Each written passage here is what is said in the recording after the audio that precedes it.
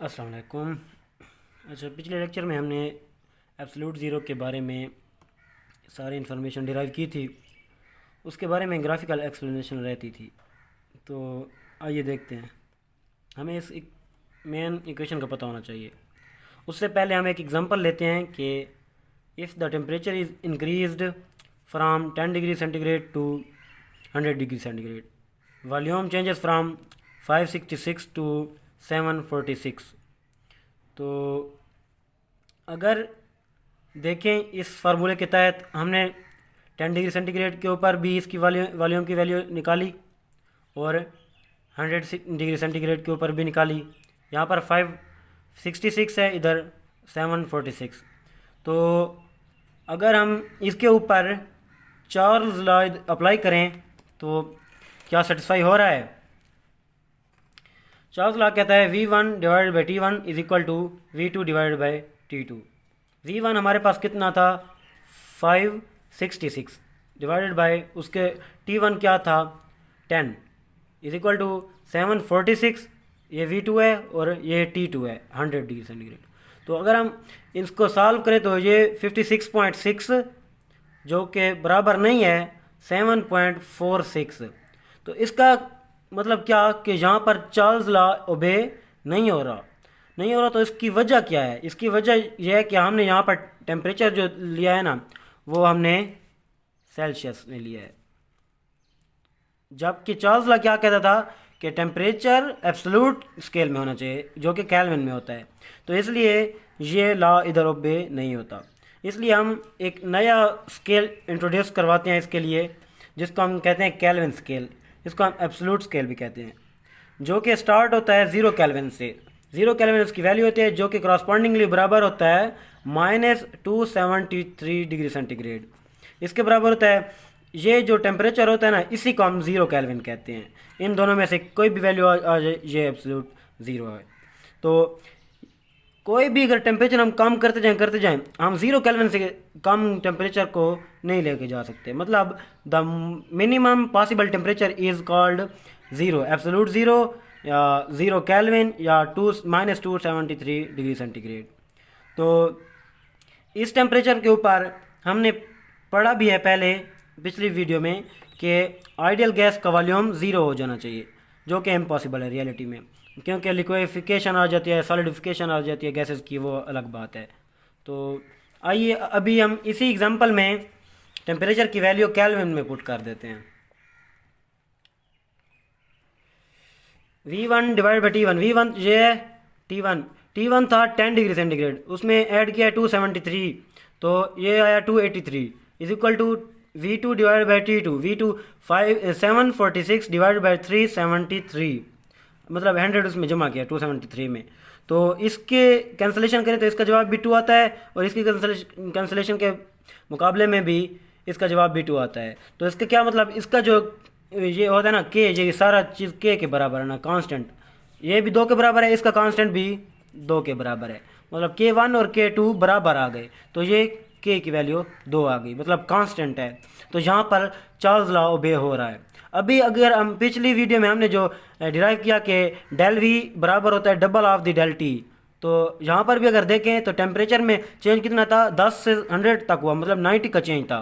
तो उसमें वॉल्यूम में कितना चेंज आना चाहिए? 180 का। तो हमने देखा कि उस 180 का चेंज आया। क्लियर? अभी टेबल अगर एक बना लें, उसके मुख्तलिफ स्केल्स में टेम्परेचर दिया गया है और उसका वॉल्यूम और कांस्टेंट की वैल्यू। हम मिडल से शुरू कर रहे हैं, मतलब 0 के ऊपर उसका टेम्परेचर कितना है? 0 डिग्री सेंटीग्रेड के ऊपर टेम्परेचर केल्विन में क्या होगा? 273। उसके ऊपर वॉल्यूम उसका क्या है?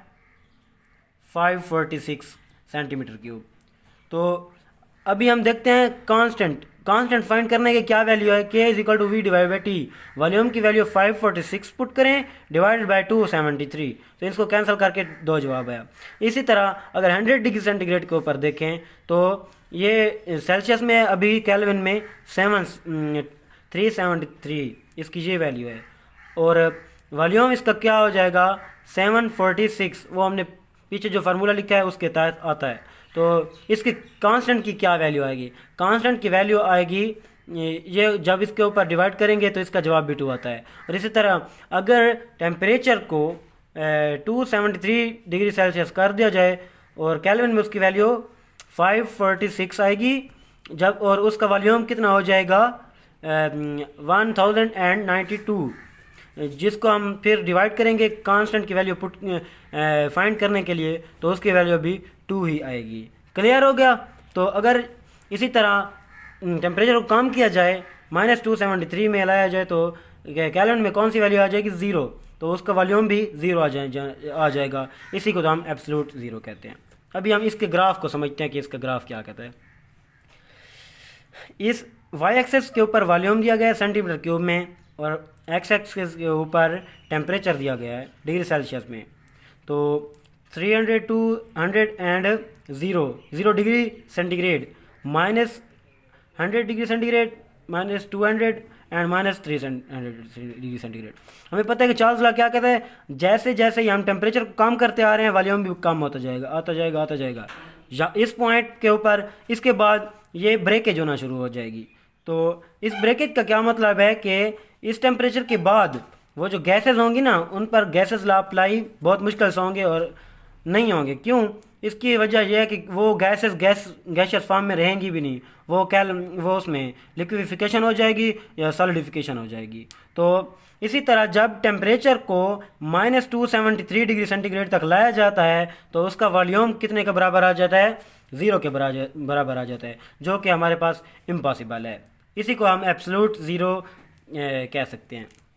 तो एक MCQs है इसी के रिलेटेड कि 2 ग्राफ हमारे पास दिए गए हैं, ये N1 है, ये N2। N कहते हैं नंबर ऑफ मोल्स को, वो कहते हैं कि कौन से नंबर ऑफ मोल्स ज़्यादा होंगे। तो V1 और V2, V की वैल्यू ऊपर बढ़ रही है तो V2 की वैल्यू ग्रेटर होगी V1 से, तो इसके करस्पॉन्डिंग जो नंबर ऑफ मोल्स होंगे वो भी ज़्यादा होंगे ना। तो V2 के करस्पॉन्डिंग कौन सा नंबर ऑफ मोल्स हैं? N2। तो V2 बड़ा है V1 से, इसलिए N2 बड़ा होगा N1 से। इसका मतलब है, इसमें लॉजिक कौन सा है? इसमें लॉजिक ये है कि एवोगाड्रोस लॉ ये कहता है कि जितने नंबर ऑफ मोल्स ज़्यादा होंगे उसका गैस का वॉल्यूम भी उतना ही ज़्यादा होगा। तो इसका क्या मतलब? So graph moves away from towards volume axes by increasing number of moles. मतलब जैसे जैसे नंबर ऑफ मोल्स को हम बढ़ा रहे हैं तो ये ग्राफ मूव कर रहा है टुवर्ड्स वॉल्यूम एक्सेस। तो ये बहुत इंपॉर्टेंट MCQs था और एब्सोल्यूट 0 के बारे में कंप्लीट इन्फॉर्मेशन थी। उम्मीद है कि आपको समझ आई होगी। Thank you.